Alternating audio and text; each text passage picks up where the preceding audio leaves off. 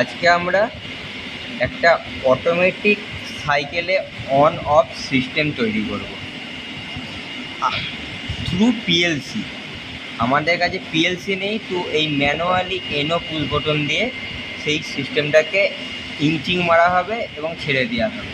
সেই পারপাসে আমরা কাজ করব।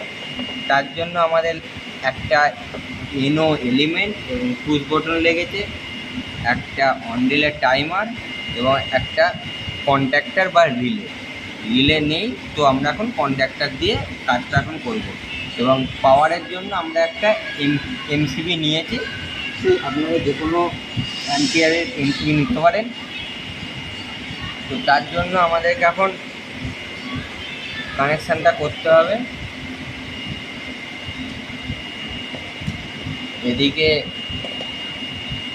এদিকে ফেজ আছে, এদিকে নিউট্রাল। আমরা এখন 220 ভোল্টের মধ্যে কাজ করব। 24 ভোল্টে আমাদের এখন সাপ্লাই নেই, তো 220 ভোল্ট সাপ্লাই নিয়ে কাজটা করব।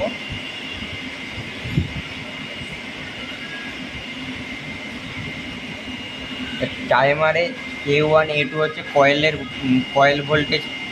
আচ্ছা, 15 16 কমন, এই 15 কমন, 15-র সঙ্গে 16 এনসি এবং 15-র সঙ্গে 18 এনও। দুটো এখানে এই টাইমারে দুটো কমন আছে, তো আমরা একটা কমনের উপর এখন কাজ করব।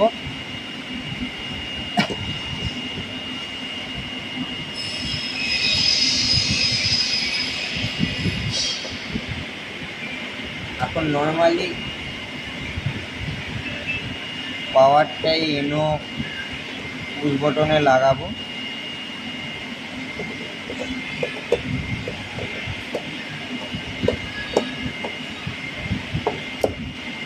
এখন পাওয়ারটা এখানে স্টে হয়ে আছে, এনো সুইচ পুশ করলে অপোজিটে যাবে।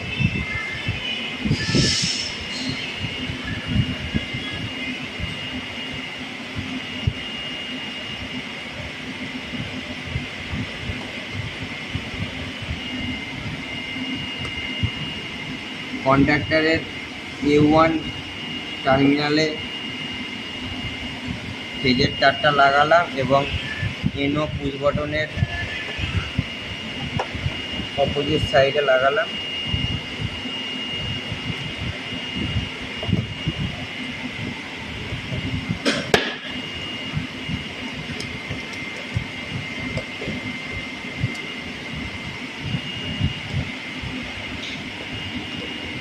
নিউট্রালটা কয়েলে দিয়ে দিলাম।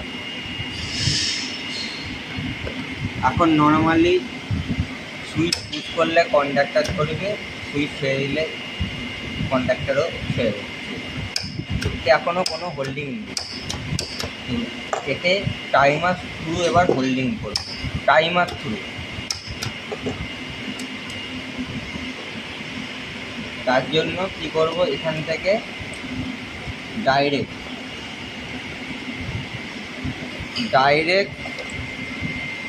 একটি ফেজ ভায়া এমসিবি বা এনো টার্মিনালের যে ইনকামিং আছে সেইখান থেকে যে কোনো এক জায়গা থেকে নিয়ে আমরা এই 15 যে কমন আছে, 15 কমনে বা 25 কমনে যেখানে থাকবে সেটা দিতে হবে। 15 কমনে দিলাম। এখন কি হলো, এমসিবি অন করলাম, তো এখানে কনস্ট্যান্ট একটা পাওয়ার থাকছে, এটা কনস্ট্যান্ট। টাইমার অফ অবস্থাতেও এখানে একটা পাওয়ার থাকবে। এখন টাইমারে কোনো কয়েলে কানেকশান দেওয়া নেই, তো এখানে কমনে একটা পাওয়ার থাকলে এই 16 নম্বর টার্মিনাল থেকে একটা আমরা আউটপুট পাচ্ছি, টাইমার অফ থাকুক বা অন থাকুক। কন্ডাক্টর থেকে হোল্ডিং করা,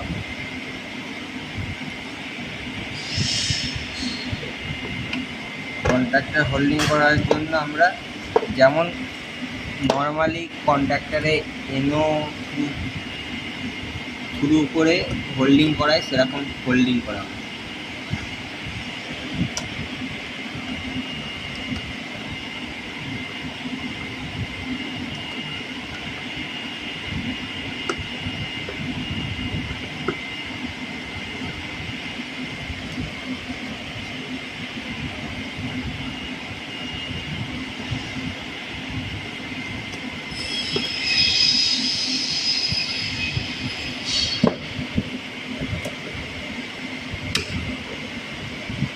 জাস্ট পালস, কন্ট্যাক্টটা এখন হোল্ড, কন্ট্যাক্টটা হোল্ড, কিন্তু কন্ট্যাক্টটা অটোমেটিক অফ হবে না, এখন নর্মালি অন হয়ে যাবে। যেমন কন্ট্যাক্টটা একবার পুশ করলে অন হয়ে যায় সেরকম। অফ, এমসিবি বন্ধ করছি তারপর অফ হচ্ছে। এখানে কিন্তু আমরা কোনো এমসিবি পুশ বটন ইউজ করিনি। কন্ট্যাক্টর অন হচ্ছে, এই পুশ বটন অন করছি, কন্ট্যাক্টর অন হয়ে যাচ্ছে। আমার এখন এইটা অটোমেটিক অফও হবে।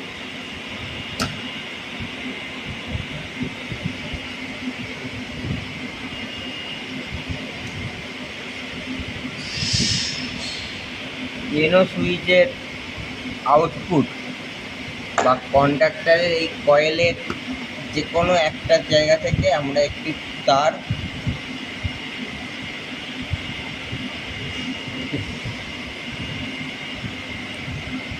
পাওয়ার এখান থেকে নিতে হবে, নিয়ে আপনাদের টাইমারকে এবার অন করা হবে।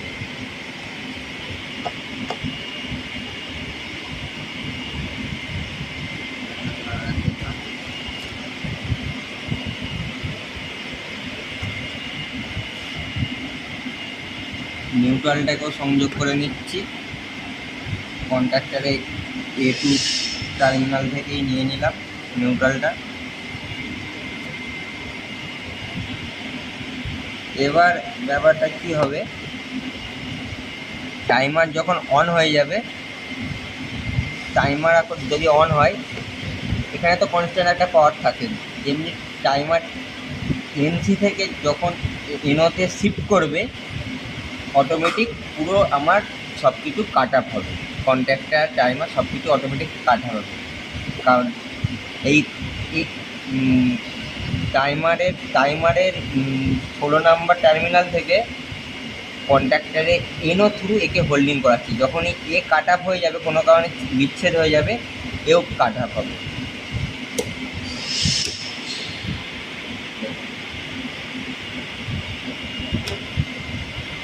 আবার দেখাচ্ছি,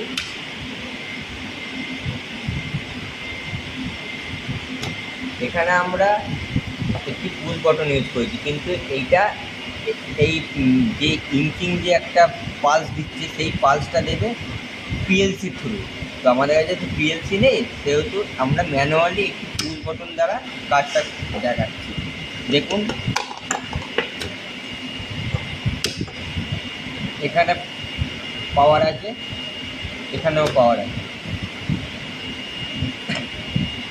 এ যখনই একটু কয়েক সেকেন্ডের জন্য যখনই শিফট হচ্ছে, এ কাট করে দিচ্ছে, অটোমেটিক কাট হয়ে যাচ্ছে। দেখুন,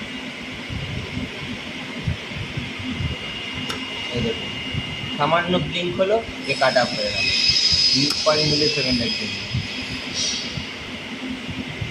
এখানে আমরা এই শিফটিংটা যে 15 থেকে যে 17 নম্বরের যে শিফটিংটা করছি, ওই শিফটিংয়েতেই আমরা এমসি সুইচের কাজটা করছি এখানে।